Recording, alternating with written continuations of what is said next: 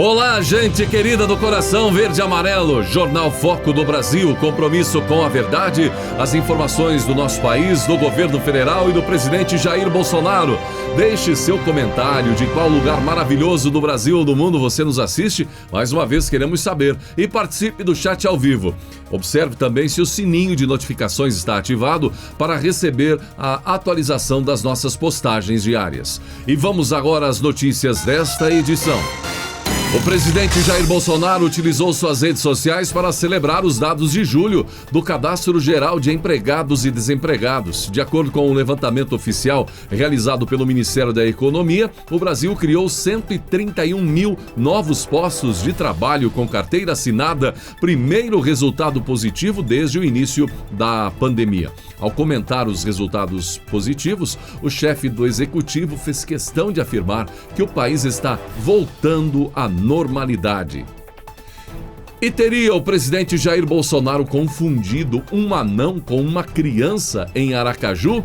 Vereador da pequena Itabaianinha, cidade na região do Vale do Rio Real, no interior do Sergipe, José Heraldo de Jesus Santana ganhou fama após aparecer nos braços do presidente Jair Bolsonaro em vídeo gravado durante a passagem do presidente por Aracaju. Zé Heraldo não se importa, até prefere ser chamado de Zé Miúdo, nome pelo qual toda a cidade o conhece e o qual foi usado por ele na campanha para a Câmara de Vereadores de 2016. Não tem problema nenhum em chamar de Zé Miúdo, anão. Até gosto. Se falar Zé Heraldo, ninguém sabe quem é, contou o vereador em entrevista ao site Metrópolis. Apesar dos 44 anos do político sergipano, muitos internautas apontaram no vídeo que viralizou a possibilidade de Bolsonaro tê-lo confundido com uma criança ao pegá-lo no colo. Na realidade, o ex-capitão sabia bem quem era a pessoa que levantava nos braços. Zé Miúdo esteve na Câmara dos Deputados em abril de 2018, num evento que reuniu vereadores de todo o país em Brasília, diz a matéria. Ele me viu e me reconheceu. Tem uma memória boa. Ele lembrou de mim, lá de Brasília. Me levantou e disse: em Brasília eu botei você no colo, agora eu vou botar você no braço, lembrou Zé Miúdo na breve conversa com o presidente. Sobre a grande repercussão e o fato de alguns internautas terem acreditado que Bolsonaro o confundiu com uma criança, o vereador ri. Eu acho que o povo pensou isso porque tinha gente gritando: tem mais criança, tem outra criança ali, contou. Hélio Schwartzman, colunista da Folha de São Paulo, foi intimado a depor em inquérito da Polícia Federal aberto para investigá-lo por determinação do Ministério da Justiça e Segurança Pública, o ministro André Mendonça.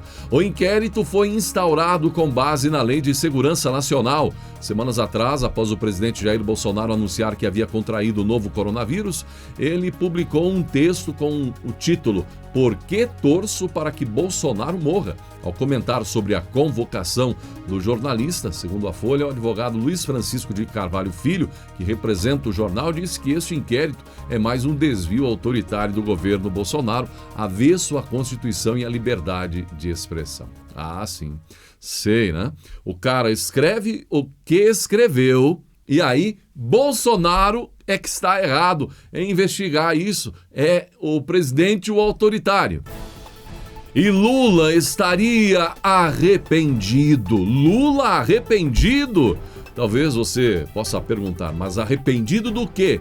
Lula afirmou que se arrependeu de ter defendido o terrorista italiano Cesare Battisti.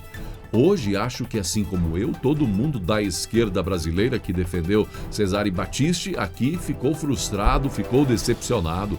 Eu não teria nenhum problema de pedir desculpas à esquerda italiana e às famílias aí prejudicadas por Battisti. Não sei se enganou muita gente por lá, mas na verdade muita gente achava que ele era inocente.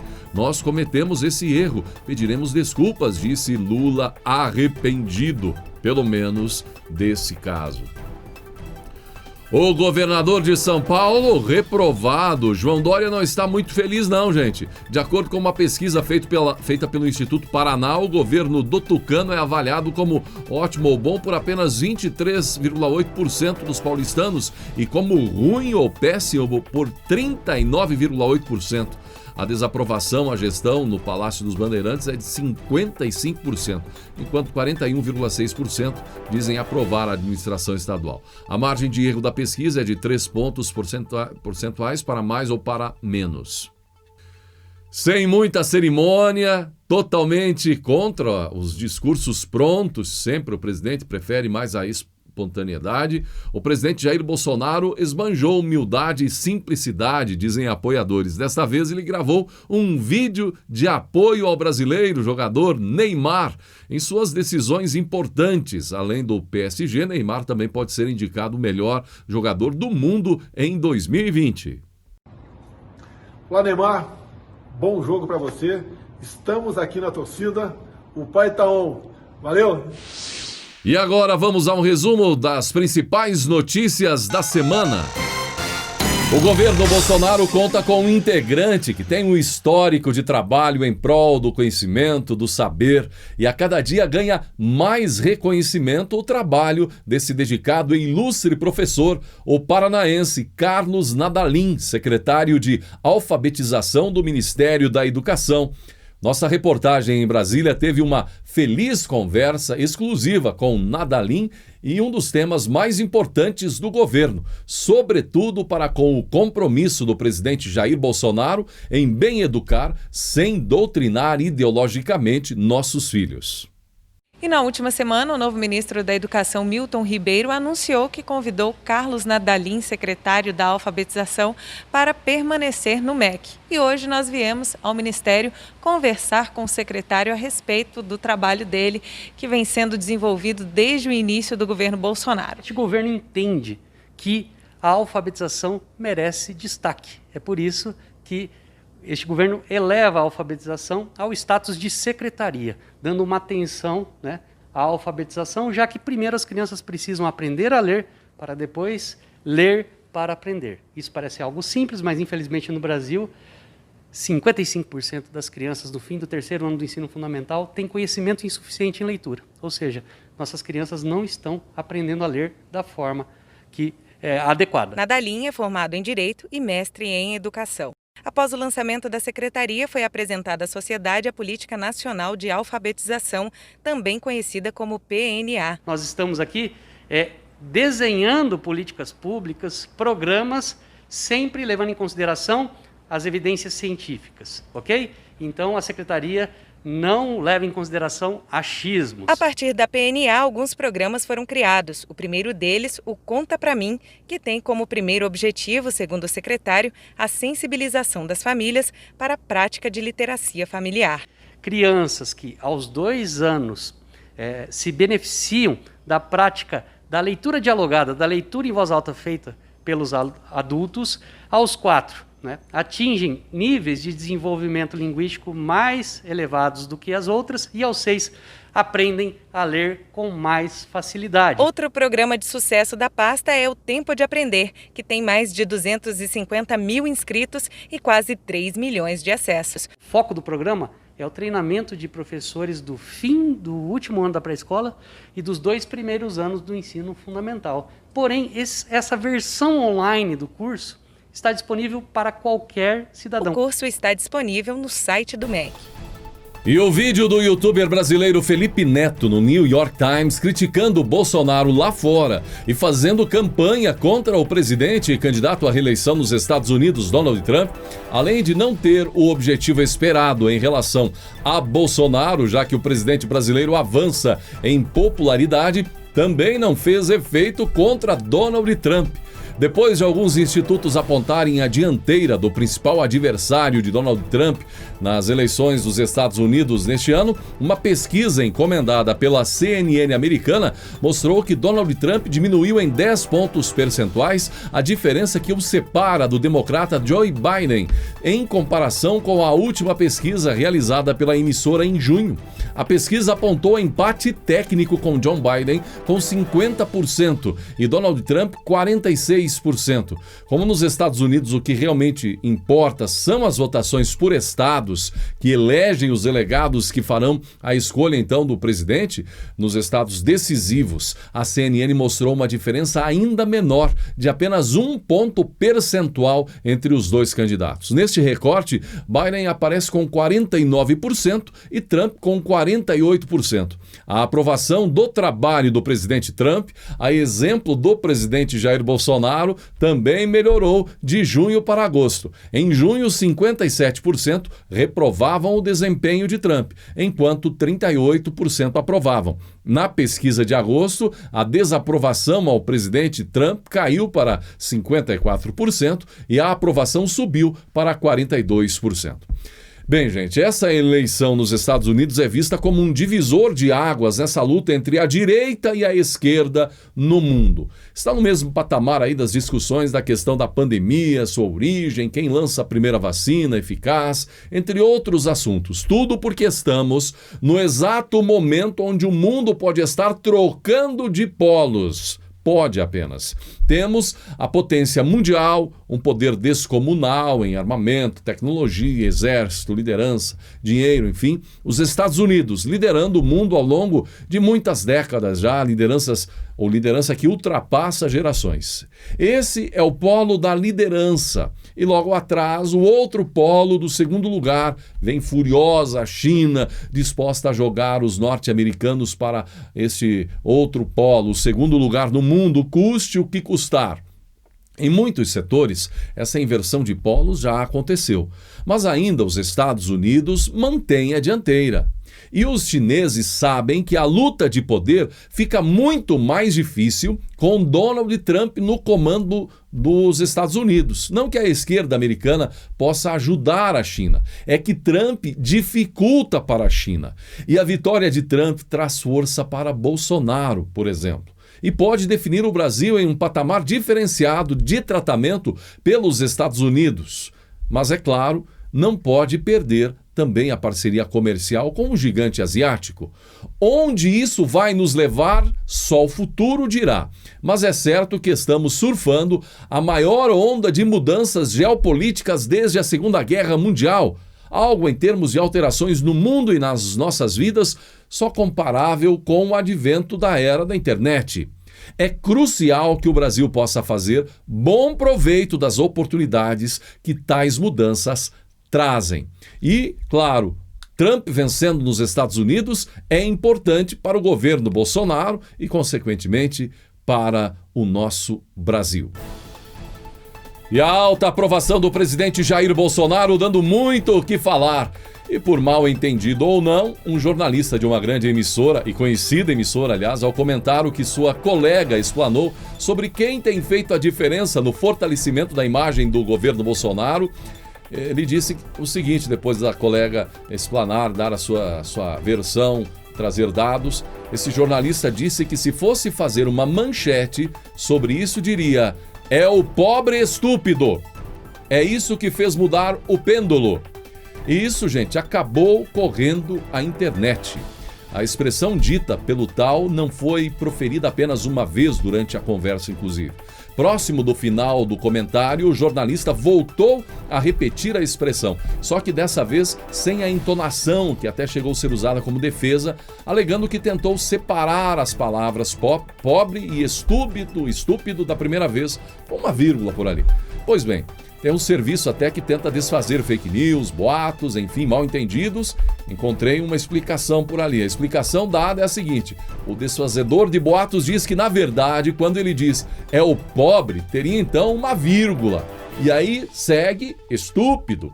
É o pobre seria a resposta e estúpido seria para quem estivesse recebendo a resposta, pois talvez não tivesse entendido direito. E tudo virou uma comédia só.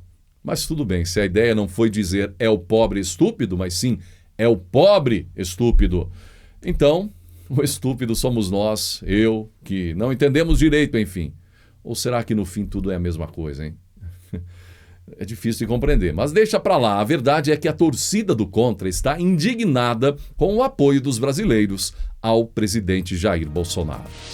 E depois que mais uma vez o ex-ministro Luiz Henrique Mandetta andou criticando o presidente Jair Bolsonaro a respeito da pandemia, a deputada estadual de São Paulo, Janaína Pascoal, que de aliada tem mantido agora atualmente um papel de política independente, saiu em defesa do presidente Jair Bolsonaro e mandou uma direta ao ex-ministro da Saúde.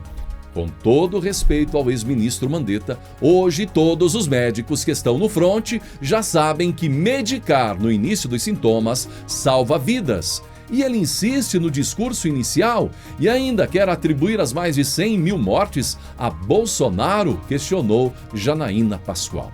Se Janaína já entendeu que se tivessem ouvido o presidente Bolsonaro desde o início, tudo então poderia ser diferente, certamente é algo que está se tornando cada vez mais claro para toda a população. E depois, gente, estúpidos somos nós. Quem não entende, afinal de contas, os fatos? Quantas vezes, hein? Foi dito nas famosas entrevistas coletivas, só vá ao hospital quando tiver falta de ar. E a coisa foi se arrastando, debate, burocracia, imprensa batendo contra, e só agora, há poucos dias que estamos vendo de fato os protocolos que salvam vidas sendo adotados por municípios Brasil afora e o mais importante, com resultados positivos. De tal forma que o jornalista Alexandre Garcia questionou agora quantas vidas a campanha contra a cloroquina levou. E da mesma forma que ocorreu em 2019, já começou a campanha de personagens do exterior ligados à esquerda para pressionar o governo Bolsonaro. O ator Leonardo DiCaprio usou as redes sociais para compartilhar uma notícia divulgada por um jornal britânico sobre desmatamento na Amazônia. De acordo com o texto, houve um aumento de 28% nas queimadas na floresta amazônica no mês de julho. Ao comentar a notícia, DiCaprio declarou: dados preliminares indicam um aumento de 7% em agosto. O presidente do Brasil, Jair Bolsonaro, está sob pressão internacional para inibir as queimadas, mas duvidou publicamente delas no passado, culpando oponentes e comunidades indígenas, escreveu Leonardo DiCaprio, o astro de sempre do filme Titanic. E segundo a revista Exame, o ator ainda completou: os focos de incêndio no ano passado foram devastadores, o suficiente, mas agora com o clima mais seco deste ano, a preocupação é que o desmatamento no Brasil não esteja chamando a atenção suficiente. Quer dizer, que a preocupação que possa ocorrer um cenário pior do que foi em 2019. Olha, gente, o Brasil precisa ficar de olhos bem abertos em relação a isso. O governo sabe da responsabilidade que tem e como isso cria ruídos na imagem do Brasil, na imagem internacional do nosso país, do próprio e principalmente do governo Bolsonaro, dá margem para a torcida contra aqui especular. E o mais importante, a proteção da floresta. Por isso, o governo tem feito esforços significativos, a ponto até de ter o vice-presidente Hamilton Mourão empenhado, participando das articulações diretamente. Mas, neste caso aí, sempre é possível fazer mais. E o vice-presidente Hamilton Mourão encarou de frente o astro do Titanic, Leonardo DiCaprio. É exemplo de muitos brasileiros que comentaram: pô, o cara não fez nada para salvar o Titanic, agora vem querer se meter aqui no Brasil? O Hamilton Mourão, vice-presidente, disse que o ator Leonardo DiCaprio deveria sim andar pela selva da Amazônia para conhecer melhor a região. Mourão fez as declarações após novas críticas de Leonardo ao governo de Jair Bolsonaro em relação a eventuais queimadas e desmatamento. Durante um seminário sobre a Amazônia promovido por entidades, Mourão disse: a Amazônia não é uma coisa única, existem 22 tipos de florestas diferentes, muito menos é uma planície. Eu gostaria de convidar o recente crítico Leonardo DiCaprio para ir comigo aqui a São Gabriel da Cachoeira. Nós fazemos uma marcha de 8 horas pela selva entre o aeroporto de São Gabriel e a estrada de Cucuí, e ele vai aprender em cada socavão que tiver que passar que a Amazônia não é uma planície e entenderá melhor como funcionam as coisas nesta imensa região, disse Mourão. O Departamento Nacional de Infraestrutura de Transportes, DENIT, entregou um dos trechos mais aguardados da duplicação da BR-470 em Santa Catarina, o Complexo da Mafisa. De acordo com o DENIT, a obra consiste na adequação de entroncamento da rodovia federal com a SC 108 no quilômetro 51+070, além de ser o principal trevo de acesso à cidade da linda Blumenau. Acabará então com os congestionamentos na região. O ministro da Infraestrutura, Tarcísio Gomes, comentou: governo Jair Bolsonaro entregando complexo viário da Mafisa em Blumenau na duplicação da BR-470 Santa Catarina. Novo sistema com 4 pistas evita gargalos até portos catarinenses e ajuda na mobilidade urbana na região. São 4 pontes e 4 viadutos construídos no trecho de 75 quilômetros, comemorou Tarcísio. Uma belíssima obra essa aí, hein?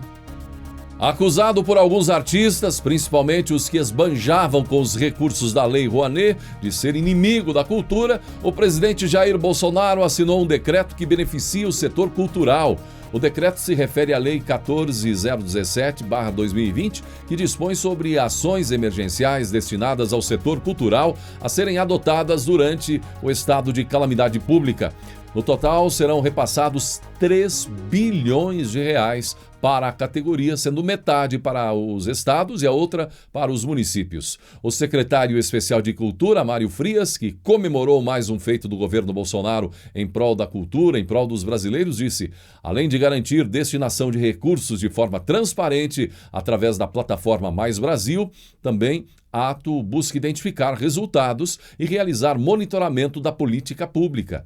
O decreto foi construído juntamente com representantes dos municípios, dos estados e do Distrito Federal. Seus objetivos são garantir a operacionalização segura e transparente dos recursos por meio da plataforma Mais Brasil, diminuir os riscos apontados pelos órgãos de controle e identificar dados resultantes da política pública que servirão para monitoramento e aferição.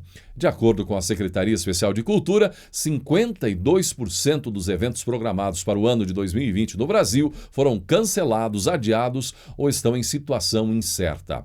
O impacto da não realização desses eventos pode chegar a 90 bilhões de reais. Importantíssima essa ação do governo, gente. Os artistas brasileiros, e há milhares deles, não são alguns que tiveram a Lei Rouanet. Eles não tiveram acesso fácil a isso. Então eles não foram levados ao sucesso pleno, lá no topo, mas a absoluta grande maioria trabalha muito arduamente sua camisa. Mas como trabalhar, gente, em um tempo que o serviço foi censurado pela pandemia? Alguns mais famosos, além de ter a estrutura financeira garantida, ainda conseguem, por vezes, faturamentos, patrocinadores, até maiores com lives, por exemplo. Mas e o cantor da banda? A bandinha lá do Rio Grande do Sul, lá do Nordeste, o que carrega a caixa de som, os instrumentos, transporta, o cantor da música ao vivo no restaurante na Grande São Paulo, o artista do parque, do circo, das feiras, o ator das peças de teatro do interior do país, os que trabalham nas estruturas da cultura e que nunca são lembrados, aqueles que carregam o instrumento nas costas, as exposições das produções de arte fechadas. Então, temos muita gente enfrentando seríssimas dificuldades. E ainda, novamente, aí então, entra o governo Bolsonaro para aliviar a situação, apoiar a cultura e os que fazem a cultura, mas, sobretudo, os que precisam mesmo. Parece ser uma injustiça que no passado vimos muitos artistas poderosos que cobravam 200, 300 ou 500 mil reais para uma apresentação em show, ou produtores milionários buscando recursos públicos através da Lei Rouanet para bancar eventos abertos. Porque aí perguntamos, quantos talentos natos Brasil afora nunca ocuparam o lugar que mereciam, justamente porque os que já são grandes ou os que tinham muitas condições estavam pegando o apoio que não precisavam? E tome dinheiro para estados e municípios. O presidente Jair Bolsonaro sancionou a medida provisória 938, que destina 16 bilhões para reforçar o repasse da União aos fundos de participação dos estados e dos municípios. O texto foi assinado em razão de perdas na arrecadação em fundos em função com a pandemia de coronavírus. De acordo com a Secretaria-Geral da Presidência da República, o projeto aprovado amplia o prazo da compensação para os meses de julho a novembro, com um limite mensal para repasses de até aproximadamente 2 bilhões de reais a partir do mês de julho deste ano. Está aí, para quem ainda questiona o que o governo federal tem feito na pandemia, mais uma resposta. Espera-se que o dinheiro seja bem utilizado, não é? Nos estados e também nas prefeituras. E a forma aterrorizante que alguns veículos da imprensa e até políticos lidaram com a pandemia até aqui trouxe vários sérios problemas para o povo brasileiro. Uma notícia aponta que, a exemplo da sua árdua defesa para o tratamento precoce contra a Covid, o presidente Jair Bolsonaro está certo em outra situação, que o show de horrores, além de não ajudar no enfrentamento da pandemia, agravou a situação. A Organização Pan-Americana da Saúde voltou a alertar a gravidade da situação da saúde mental. Segundo dados levantados pela instituição, aflições mentais como ansiedade e depressão atingiram um pico inédito nas Américas, incluindo no Brasil. O estresse imposto pela quarentena, pelo isolamento social e pela possibilidade de contágio foram elementos-chave para o aumento. A pandemia de Covid-19 causou uma crise de saúde mental em uma escala que nunca vimos antes, diz a diretoria da organização. E não são apenas os problemas de saúde mental que foram intensificados pela pandemia. Com o maior consumo de álcool e drogas, os casos de violência doméstica também se agravaram com o isolamento. O levantamento da OPAS mostra que Brasil, México e Estados Unidos são os maiores afetados pelos efeitos psicológicos negativos da pandemia. Nesses países, cerca de 50% da população adulta indicou um aumento de estresse perceptível. Os profissionais da área de saúde encontram-se em uma situação ainda mais delicada, pois além de lidarem com pressões sociais decorrentes da pandemia, estão na linha de frente do combate à Covid-19. A organização da OPAS pede que as famílias façam ainda um esforço maior no diálogo com jovens e idosos também. É normal sentir tristeza, estressado, confuso, assustado com essa crise toda. Todos sentimos isso. Os conflitos, porém, devem ser minimizados, dizem representantes da organização. O crescimento do apoio ao governo do presidente Jair Bolsonaro continua muito forte, avassalador, diriam alguns. Mais uma pesquisa divulgada pelo Instituto Poder Data, com dados coletados agora entre os dias 17 e 19 de agosto, apontou que a aprovação do governo Bolsonaro subiu de 45% para 52%. Em contrapartida, o índice de rejeição caiu de 50% para 40%. A pesquisa anterior foi fechada no dia 5 de agosto ainda. A diferença nos índices de aprovação e rejeição entre as duas pesquisas, num prazo de apenas 15 dias, é considerada extremamente expressiva. A pesquisa Poder Data indicou alta de 7 pontos percentuais na aprovação do governo do presidente Jair Bolsonaro em relação ao último levantamento realizado então 15 dias antes, passando de 45% para 52%. É o maior percentual registrado em 2020. E alguém apontou que o aumento da avaliação positiva ocorre no mesmo período em que Bolsonaro passou a evitar falar com a imprensa mais agressiva e também evitou fazer ataques e polêmicas com adversários, bem como com a retomada da agenda de viagens do presidente. Isso fez bem para a sua avaliação. A região norte teve o maior crescimento na aprovação, subiu 26 pontos percentuais em 15 dias, passou de 44% para 70%. A desaprovação caiu de 43% para 23%, maior queda observada numa só região.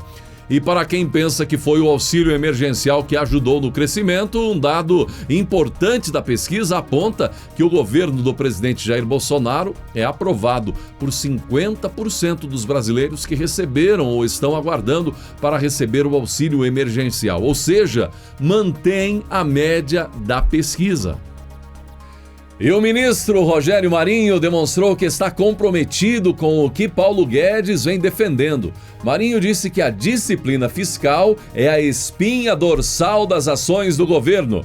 Marinho, que também comemorou um momento ao que ele chamou de dia histórico, com imagens magníficas, gente, que certamente trazem muita alegria à população do querido povo, do querido estado do Ceará e também de todo o Nordeste. Ele postou em suas redes sociais: dia histórico. Acabamos de liberar as águas do São Francisco no reservatório Jati. Agora elas seguem pelo cinturão das águas do Ceará, que já recebeu 1,1 bilhão de reais de investimentos federais, garantindo segurança hídrica do Ceará. Essa é uma prioridade do governo Bolsonaro. Segundo Marinho, o trecho prioritário de 53 quilômetros transportará as águas do eixo norte do projeto São Francisco para a bacia do rio Jaguaribe. De lá, a água percorrerá 256 quilômetros até o açude Castanhão, que abastece Fortaleza e cidades próximas. Que coisa linda, gente! A chuva caía fina e gélida na tarde quieta. Longe na estrada, um carro parou.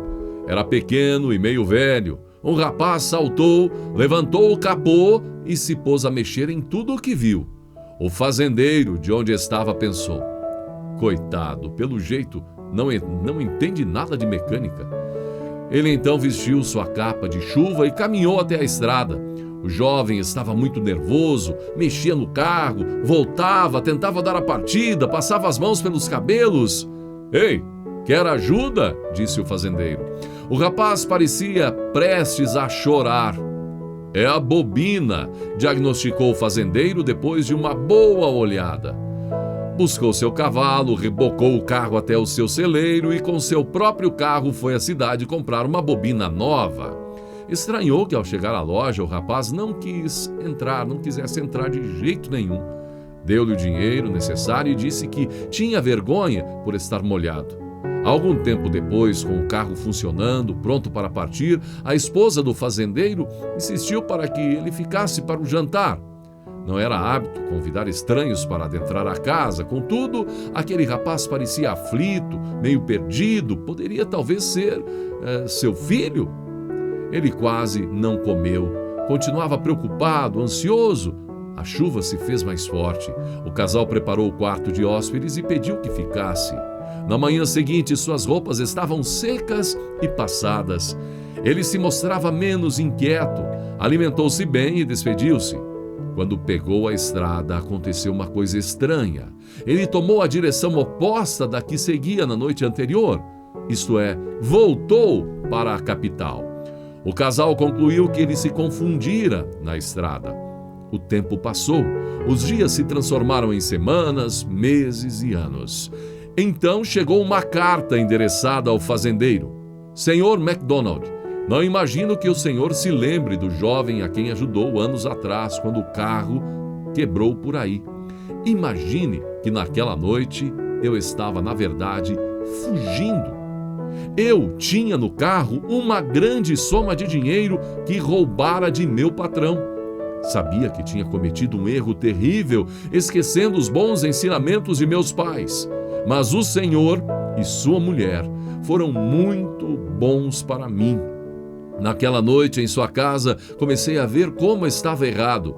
Antes de amanhecer, tomei uma decisão. No dia seguinte, voltei ao meu emprego e confessei o que fizera. Devolvi todo o dinheiro ao meu patrão e lhe implorei perdão. Ele podia ter me mandado para a prisão, mas por ser um homem bom, me devolveu o emprego. Nunca mais me desviei do bom caminho. Estou casado, tenho uma esposa adorável e 2 lindas crianças. Trabalhei bastante. Não sou rico, mas estou numa boa situação. Poderia lhe recompensar generosamente pelo que o Senhor fez por mim naquela noite, por tudo. Mas não acredito que o Senhor queira isso.